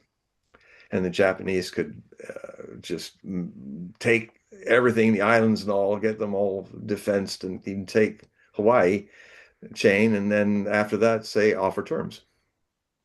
Give back Hawaii, but you guys lost the war. They might have even raided the West Coast with uh, with the uh, with the fleet carriers, the elite fleet carriers. Well, that it's very interesting to note that 6 months into the war, early June 1942, the Battle of Midway happened, and Yamamoto was also running that. But that ended up the Japanese had I would say a cultural bias. They thought the Americans can't decode our code because they can't handle Japanese as it's an incredibly challenging language. But they just and they were wrong. Americans had broken the code. And and so the Americans, they had a war game, by the way, in the Imperial Japanese College where they they did a model example of what would happen if we attack, because they were going to attack the last island in the chain where there were some basically stationary aircraft carriers where American planes were midway. That's why it's called Midway, because mid in the Pacific. So their idea was they thought they were going to come in complete surprise with four carriers, not six. That was a mistake. Two other carriers were going to hit Juneau in Alaska, but they didn't have the six. Not a good move, in my view. Anyway, they thought surprise was on their side because how can these barbarians understand Japanese and decode things? So they were going to come in, land a whole bunch of Japanese to dig in, and then they were hoping the American fleet would be drawn out, and then their battleships and their carriers would take what was left of the U.S. Navy down to Davy Jones' locker. And and so um, they there was one scenario that one guy put out and one officer put out where, well, what if they know we're there and they're waiting northeast in the Pacific vastness to spring a trap on us? What if their carriers are already out there? And and what it showed was that they would sink two carriers, but they'd lose three of their own of the four. And the referees just said, no, no, that can't happen. And they threw that all out and said, no, that can't happen. Well, that's pretty much, they got one U.S. carrier and they lost all four. They got the number of carrier, Uh, anyway, so in one day, in about 10 minutes, the Imperial Japanese fleet lost all its carriers, and they only lost 3,200 men. It was tragic. In fact, it was so tragic that we don't have footage of it. They filmed, the Japanese war correspondents filmed all of it, but they hid it and destroyed the films, and they didn't tell their people for years what happened at Midway. And because basically what happened was they lost the war. They lost the war in one day, like we would if we were off the coast of Iran. Like if something, God forbid it doesn't happen, something would happen that, because right now there are a lot of Russian submarines now on station. Since we talked last, there's Russian submarines off Venezuela as well as and the Russian frigates. There's some of their top of the line frigates. They've got hypersonic anti-missiles and stuff like that. So what's basically, I hope the message of deterrence is saying is the Monroe Doctrine is no more a reality than we controlling in Russia the Black Sea. You know, it's a different world. And as much as Trump wants to play McKinley and wants to do the great powers thing that existed, it has some good ideas and merits as a transitional thing to go through. Spheres of influence. The world of the 1900 is not the world of 2026 coming. It's a world that where um, the global South, which is most of the Western Hemisphere as global South, will not stand for being bullied around by the Americans. And frankly, the Americans are not they're a giant with clay feet right now. And I just hope that we don't have to get our comeuppance by just keep being the bully. Because, I grew up in sandlot fights in the playgrounds and stuff. As the bully is there. And the bully never knows how to quit. He always thinks that everybody will cower around him and I know from my own experience, I had had enough. And suddenly I had a fire in me and I knocked him on his butt. And he was so surprised. It's like, and, I'm sure he grew up from that experience and other butt knockings. Maybe he was a nice guy now as he's grown up. He's probably as old as I am right now, if he's still around. But the United States has been bullying people and just think they can get away with it. Well, we've entered a century where, and a decade where we can't. We can't. And so, and I hope that we don't have to, that this nuclear power doesn't get itself conventionally knocked on its butt. And then we go to a higher form of bullying, which ends everyone. So this is so, you know, I, if I'm scary, I am scary. I'm scaring myself, but I'm not rolling up into a little ball in a fetal position, just, oh, it's all doomed. No, the challenge, life, the way I understand the art of life is whatever it throws at you, make it an alchemical moment, spontaneous alchemical moment. If you're being intimidated by something and it's you're shrinking away, watch it, and then there comes a moment where we will turn cowardice into power. No, cowardness, cowardliness is you cannot be brave without being a coward. It's two sides of the same coin.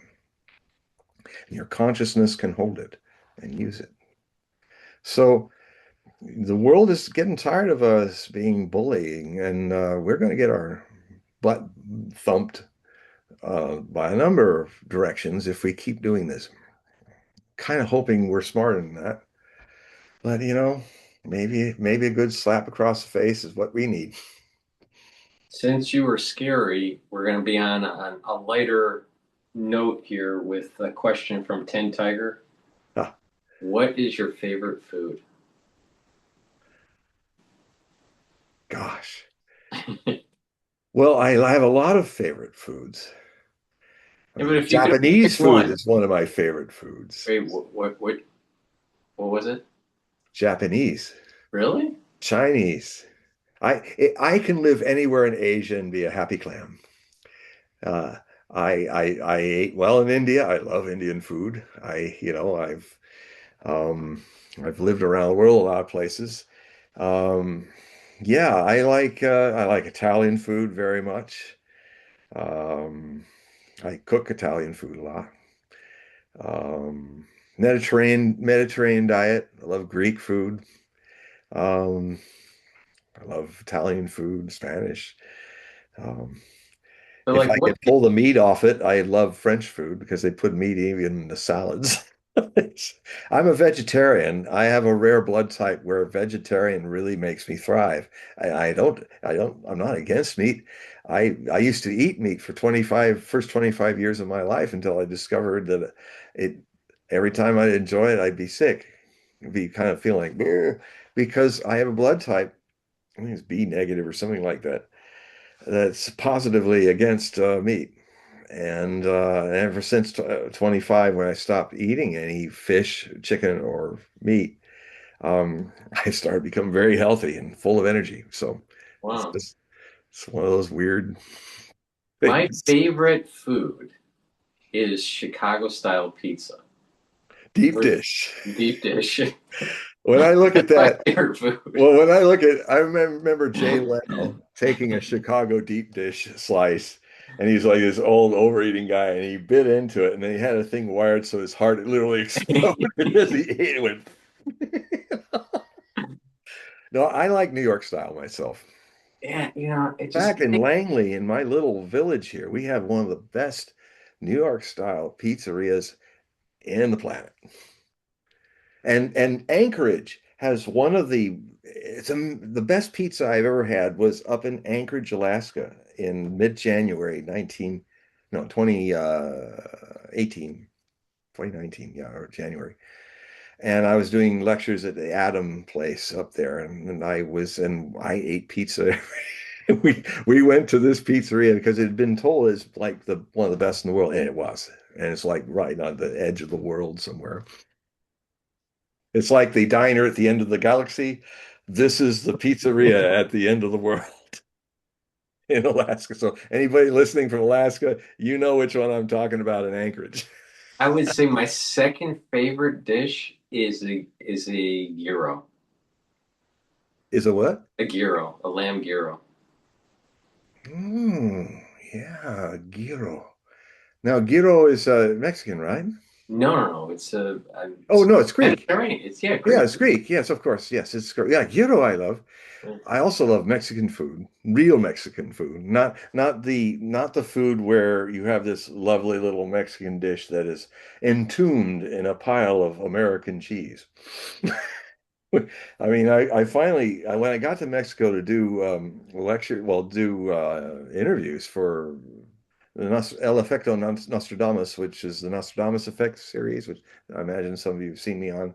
I had a lot to do with outlining about five of those shows based on my ideas. Anyway, they invited me to go down in another January in 2010 to go down and speak in Mexico City. So I finally got to really go to the heart of Mexico and I remember when we were having our first meeting and I'm having my huevos rancheros with only a sprinkling of beautiful goat cheese and not this like slab of sarcophagus of yellow melted cheese that you have to shovel out of the way to find the I looked up from the huevos and I said, now I've really ate huevos rancheros. I'm also a big fan of really good tequila. Maybe we should do a show on just cuisine. Yeah, well, yes. The future of food. That'd be interesting. Like like in 100 years from now, will food really change? The cuisine of regions change. Well, I have a book of essays where I'm taking a lot of, because I'm getting too old to write them into full books. So I'm just going to do essays about well, some of those 80 books that I have planned are going to end up as essays in a anthology that will look at subjects of interest, of human interest from the present. And some of them I'll take them 4,000 years into the future.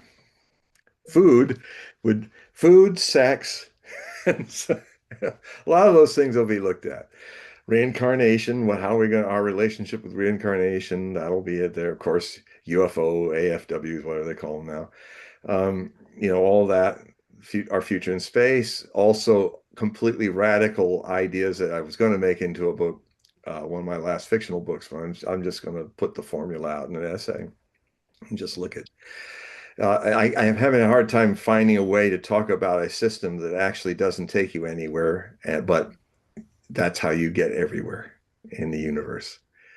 Um, the only author that I've encountered that kind of has a grasp on the ideas is Orson Scott Card in the Ender series and Jane and all that. And I went, oh, now I don't feel so alone. I was watching one of the chefs. His name's Oliver, and he was doing a series of different cuisine in Italy. And what's Mm. fascinating is the differences in northern Italy versus southern Italy. I've seen some of those documentaries It's, or it's some like that. yeah. Oh, I was in Italy. I was in Florence for a month or two working on my first book's design. And I went through Milano and we've passed and then in Po Valley and then I was in Florence, Firenze. I mean, oh God, if you want real Italian food, well, in fact, when I find a good, like one of the supermarkets here has a puttanesca that is from Italy, and it tastes like puttanesca from Siciliano, Calabria, and so yeah, I mean, I watch shows. Sometimes I'll really binge on just watching a guy in different restaurants. They go around in Florence, and he's making Central Italian food. He's making Mhm. Northern Italian, which has more Germanic backgrounds because the Lombardy tribe is actually Germanic. So, it's not surprising that Mussolini spoke German because he's from Northern Italy. Uh, but yeah, I mean, from the white sauces down to the red sauces, and you might paint a food flag that would have half of Italy getting more yellow and cheesy colored up to the Alps and then getting redder and redder and Yeah, no, that's so dripping with olive oil down to Siciliano, you know. even And the way so, they prepare the bread. Some breads, depending on the region, have olive oil in it, some don't. oh yes, it's just and then there was also I have an ear for music because I used to classical music and it's given me a ear for accents and dialects. And I used to listen as we were making the book. There was an olive presser. I mean, this was the place that I was at was on the hills that overlooked the Duomo from the east side, east end of the hills overlooking Florence. And he had another more palatial palace-like place that he lived on the western side of Florence, on that side of the Arno River. But um, this hotel that we're renting the whole thing for our publishing house. It used to be owned by Caruso, the famous Italian tenor. That was his first place before he went over there. And spectacular views of the valley. You could sit out with a real glass, not a wine glass, but just a round glass, drink your wine, don't have a little boop, boop, and sit and kick back. And there's the Duomo over there, and there's the marbleized city hall. And then you look up to here, and there's Frisola, the mountain fortress, ancient. And then when you realize that Nostradamus was in Florence, and he writes a lot of quatrains and stuff about Italy. He writes a lot about Milan, so he traveled all through there. And no, I mean, oh yes, it's there's, and then it's also as an American, it was my first really strong experience. I get up like before dawn and walk. It was August, so we walk up into the higher hills of Tuscany, and you realize for the first time as somebody from the Western Hemisphere, a young country, that there can't be a stone that hasn't been turned by a human hand in this area. I mean, Florence is one of the oldest dwellings. It goes back to like 8,000 BC. People were living down there in the Arno Valley.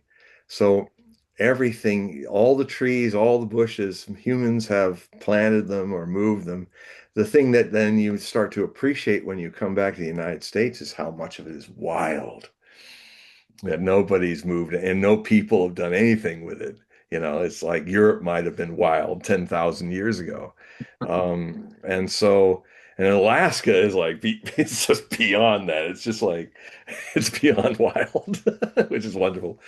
We had giant moose. I mean, in my backyard here, I have little deer that like to sleep in my backyard. But if I were in Alaska, there'd be 3 or 4 huge honking moose laying there. I know because they were outside the door when I was there in the middle of winter, that while ago. But yeah, no, it's no, it's I love Thai food. I love um, yeah, even vegetarian hamburgers. I'll eat. Um, Well, the chat really lit up the oh, good. We we, found we found a and way right when we were in. talking about food. All So, right. Okay. so they Well, did yeah, the future of they, food is definitely something I'm going to have in my essay. One will be about the future of food. the future of food. Okay, so we're near the end of the show here, John. So if you could explain to the audience the periodicals and the readings, and I want to remind the audience in the description, please click the link to John's website and sign up for the periodicals and the readings. Yeah. Yes, well, I have, as I was saying earlier and interjecting, I do readings. They can be about 2 hours long. So it's really, but it'll be the fastest 2 hours you've ever experienced. That's what a lot of people experience with it. And then it's on Zoom like this. There's 2 ways I can do it.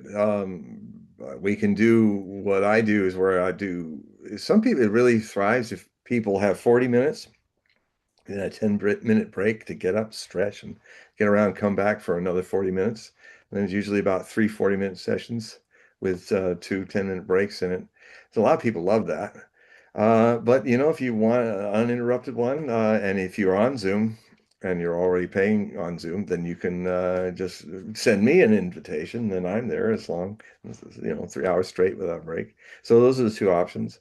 Um, the you know, if you go to hoagprophecy.com, you're going to find a little ad right at the top of the default page that says Hogue Readings, and basically it has an email.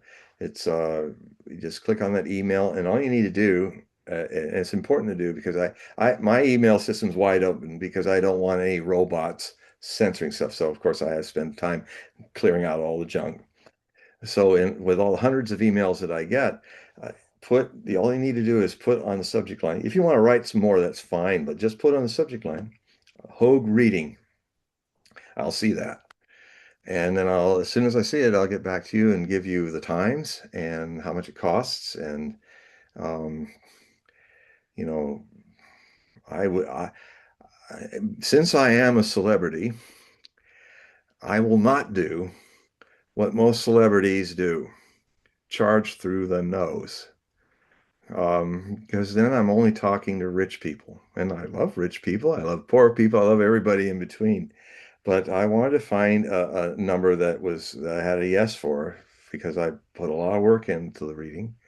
And I found it, and it allows me to have a full spectrum of people come. So anyway, so that's there. So that's the one thing. Of course, in the same website, you're going to see, and soon. Actually, already, if you type in John Hogue on X, just not on X, but just type in the search John Hogue, that'll take you to what I'm still catching up putting in is my Hogue Prophecy Bulletins also have a free sampling on X. And so hopefully next week I'll have them all up to date. But then you can do the same thing. You can sample these things free. It actually looks better than on my website in some respects because I'm still waiting. The person that's going to do it is having a delay doing this update. So I'm going to soon have my website cell phone friendly. So, um, but if if you yeah, that's the other thing too that I send my Hope Prophecy reports to subscribers on an email, but I also send a little blurb on the beginning of it where you it's in an Adobe file, so the PDF file, so you can download for free Liquid, this beautiful system that makes your cell phone easy read. The only other way, if you want until another few months, if you have a laptop, you can read my Hope Prophecy Bulletins easier there. You're not kind of having to move it around. But soon that's all going to change. And certainly if you're a subscriber to my Hope Prophecy reports, yeah, you can read it on Liquid. And it reads formats just fine, easy to read, fine on the phone. So um, yeah, so my next one is going to be out in February, but anybody that's new or returning after a long time not being a subscriber, I'm going to give you this amazing one, the last one I did, which talked about, well, it was an amazing one. All kinds of things, the future of America, what happened to Charlie Kirk, how Charlie Kirk is a karmic echo of John Brown and a potential, kind of a prophet. The prophet John Brown is really a very interesting read. He was a very different person than he's been portrayed. I mean, if you watch Santa Fe Trail, he's always got his eyes on fire, crazy, long bearded like me. Well, I don't have the hair going up like that. Um, like a toucan. But he actually was a very thoughtful man. Now, he was a man of action, and when he had reasoned after decades of thinking it out and this is, by the way, John Brown was on the Underground Railway. He was actually trying to save slaves, going deep into the South, um, and worked with Tubman, the lady, Harriet Tubman. They knew each other. Um, he was I discovered it was quite a journey to really find out who the real John Brown was, and he was a lot more interesting than just some fire-breathing prophet. And he has a distinction, I will add, that he's one of the rare prophets in history that got all of his prophecies right. So that's a great opening read right there. The other is then about Charlie Kirk and the parallels that are there with him. And it'd be interesting to read some of the things I was saying then, because now things have gotten so much more involved with the Candace Owens trying to ask difficult questions, and then the kind of odd reactions from his widow. Um, anyway, that's a whole other story, but there's a whole lot of great things in that one packed full. It's 18 articles in, these are magazine size reports that I do. I write my own Time magazine every couple months. So, so yeah, you can have it for $60 for a year, or you can have it, and then what'll happen is you pay the thing. I have a link to PayPal from my website page to jump off, and this is a kind of pink kind of page, and you go in there and you just go to the donate or thing, and basically it'll take you in, and it gives you the options on my PayPal page. And I get a report that you're in. I'll write to you and confirm it, and yeah, and then I will give you these, and hopefully it'll open your eyes to a whole new world. And a lot of stuff I talk about is not negative. It's sometimes very funny. Can't laugh at doomsday. What can you laugh at? We're gonna laugh doomsday off the map. That's what we're gonna do. Well, just, I do want to remind the audience to make sure you click the link so you get to John's website. Please help support John's work by signing up for the periodical. And Keep me eating Italian food, otherwise. well, I think on our next show we should talk about what Nostradamus ate. Well, he wrote a cookbook. Oh, okay. Well, don't spill the beans No, yet. no, no, no, I won't. I We'll won't do do that that. next show. But yeah, I'll have to bone up on it. But yeah, he wrote Traites des Fardamans, his treatise on pharmacists, and it's where he talked about his travels. He talked about how he fought the plague in Aix-en-Provence, and it's quite an amazing story. And yeah, and he had quite an extensive amount of it's very interesting. People have actually published his cookbook. Uh, All right. Well, we'll talk about that. yeah, Okay. So everybody, thank you for joining. I greatly appreciate it. The ones that were watching on YouTube and the ones that were listening on X Spaces. Again, these shows we try to do every other week, and it's supposed to involve the audience. So please make sure that you queue up with the questions next show, and John will answer them. So thank you, John, for doing this every other week. And thank you, everybody. Thank you, yeah, Paul. yeah, no problem. And everybody, you have a nice holiday, safe holiday. And John, say goodbye to everybody. Goodbye to everybody. All right. All right. Hold on, John. Shut everything down.